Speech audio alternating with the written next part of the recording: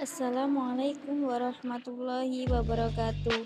Baiklah, perkenalkan nama saya Dian Syarani, NPM 5021020, kelas 4F, Prodi PGSD, dosen pengampu, Pak Tio Gusti Satria, Magister Pendidikan, mata kuliah telaah kurikulum pertemuan ketiga. Baiklah, pada kesempatan kali ini saya akan menjelaskan materi tentang perbedaan dan perubahan kurikulum 1947 sampai kurikulum merdeka. Kurikulum 1947 pada masa kemerdekaan namanya Rencana Pelajaran 1947.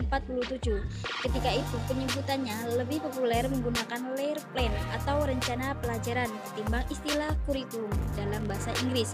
Asas pendidikan yang ditetapkan adalah Pancasila. Rencana Pelajaran 1947 lebih mengutamakan pendidikan watak. Kurikulum 1952. Setelah Rencana Pelajaran 1947, pada tahun 1952 kurikulum di Indonesia mengalami penyempurnaan. Pada tahun 1952 ini diberi nama Rencana Pelajaran Terurai 1952. Kurikulum ini sudah mengarah pada suatu sistem pendidikan nasional. Yang paling menonjol dan sekaligus ciri dari kurikulum 1952 ini bahwa setiap rencana pelajaran harus memperhatikan isi pelajaran yang dihubungkan dengan kehidupan sehari-hari. Berikutnya kurikulum 1964. Setelah tahun 1952 menjelang tahun 1964, pemerintah kembali menyempurnakan sistem kurikulum di Indonesia. Kali ini diberi nama Rencana Pendidikan 1964. Pokok-pokok pikiran kurikulum 1964 yang menjadi ciri dari kurikulum ini adalah bahwa pemerintah mempunyai keinginan agar rakyat mendapat pengetahuan akademik untuk pengenalan pada jenjang SD. Selanjutnya, kurikulum 1968 merupakan pembaharuan dari kurikulum 1964, yaitu dilakukannya perubahan struktur kurikulum pendidikan dari Pancawardhana menjadi pembinaan jiwa Pancasila, pengetahuan dasar, dan kecakapan khusus. Kurikulum 1968 merupakan perwujudan dari perubahan orientasi pada pelaksanaan Undang-Undang Dasar 1945 secara murni dan konsekuen dari segi tujuan pendidikan. Selanjutnya, kurikulum 1975 mengarah pada pendidikan yang efektif dan efisien. Kurikulum ini memiliki strategi dalam pembelajaran seperti pembelajaran lebih banyak menggunakan teori behaviorisme, yakni memandang keberhasilan dalam belajar ditentukan oleh lingkungan dengan stimulus dari luar, dalam hal ini sekolah dan guru. Selanjutnya, kurikulum 1968. Kurikulum 1968 merupakan pembaharuan dari kurikulum 1964, yaitu dilakukannya perubahan struktur kurikulum pendidikan dari Pancawardhana menjadi pembinaan jiwa Pancasila, pengetahuan dasar, dan kecakapan khusus. Kurikulum 1968 merupakan perwujudan dari perubahan orientasi pada pelaksanaan Undang-Undang Dasar 1945 secara murni dan konsekuen dari segi tujuan pendidikan. Selanjutnya, kurikulum 1994 dibuat sebagai penyempurnaan kurikulum 1984 dan dilaksanakan sesuai dengan Undang-Undang Nomor 2 Tahun 1989 tentang Sistem Pendidikan Nasional. Hal ini berdampak pada sistem pembagian waktu pelajaran, yaitu dengan mengubah dari sistem semester ke sistem catur wulan. Dengan sistem catur wulan yang pembagiannya dalam 1 tahun menjadi 3 tahap, diharapkan dapat memberi kesempatan bagi siswa untuk dapat menerima materi pelajaran cukup banyak. Tujuan pengajaran menekankan pada pemahaman konsep dan keterampilan menyesuaikan soal dan pemecahan masalah. Selanjutnya, kurikulum 2004 atau KBK. Kurikulum 2004 ini lebih dikenal dengan kurikulum berbasis kompetensi.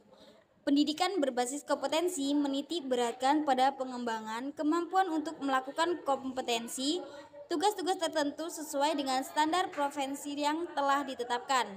Kurikulum berbasis kompetensi berorientasi pada hasil dan dampak yang diharapkan muncul pada diri peserta didik melalui serangkaian pengalaman belajar yang bermakna, keberagaman yang dapat dimanifestasikan sesuai dengan kebutuhannya. Tujuan yang ingin dicapai menekankan pada ketercapaian kompetensi siswa baik secara individual maupun klasikal. Selanjutnya, kurikulum 2006 atau KTSP. Kurikulum 2006 ini dikenal dengan sebutan kurikulum tingkat satuan pendidikan. Awal 2006, uji coba KBK dihentikan, muncullah KTSP. Tinjauan dari segi isi dan proses, pencapaian target kompetensi pelajaran oleh siswa hingga teknis evaluasi tidaklah banyak perbedaan dengan kurikulum 2004. Perbedaan yang paling menonjol adalah guru lebih diberikan kebebasan untuk merencanakan pembelajaran sesuai dengan lingkungan dan kondisi siswa serta kondisi sekolah berada. Hal ini disebabkan karena dasar atau KD, standar kompetensi lulusan atau SKL, standar kompetensi dan kompetensi dasar atau SKKD setiap mata pelajaran untuk setiap satuan pendidikan telah ditetapkan oleh Departemen Pendidikan Nasional. Selanjutnya, kurikulum 2013.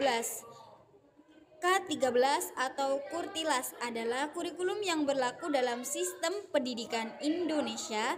Kurikulum ini merupakan kurikulum tetap diterapkan oleh pemerintah untuk menggantikan kurikulum 2006 atau disebut sebagai kurikulum tingkat satuan pendidikan yang telah berlaku selama kurang lebih 6 tahun. Kurikulum 2013 memiliki 4 aspek penilaian, yaitu aspek pengetahuan, aspek keterampilan, aspek sikap dan perilaku. Yang terakhir, kurikulum merdeka. Kurikulum merdeka adalah kurikulum dengan pembelajaran intrakurikuler yang beragam, di mana konten akan lebih optimal agar peserta didik memiliki cukup waktu untuk mendalami konsep dan menguatkan kompetensi. Guru memiliki keleluasaan untuk memilih berbagai perangkat ajar sehingga pembelajaran dapat disesuaikan dengan kebutuhan belajar dan minat peserta didik. Terdapat karakteristik khusus yang digunakan dalam kurikulum Merdeka Belajar antara lain 1. Pembelajaran berbasis proyek yang bertujuan untuk mengembangkan soft skill dan karakter sesuai profil belajar Pancasila. Yang kedua, berfokus pada materi esensial sehingga tersedia waktu yang cukup untuk pembelajaran yang mendalam bagi kompetensi dasar seperti literasi dan numerasi. Fleksibilitas bagi guru dalam melakukan pembelajaran yang terdiferensiasi sesuai dengan kemampuan peserta didik dan melakukan penyesuaian dengan konteks dan muatan lokal. Itulah tadi materi dari saya. See you next time. Wassalamualaikum warahmatullahi wabarakatuh.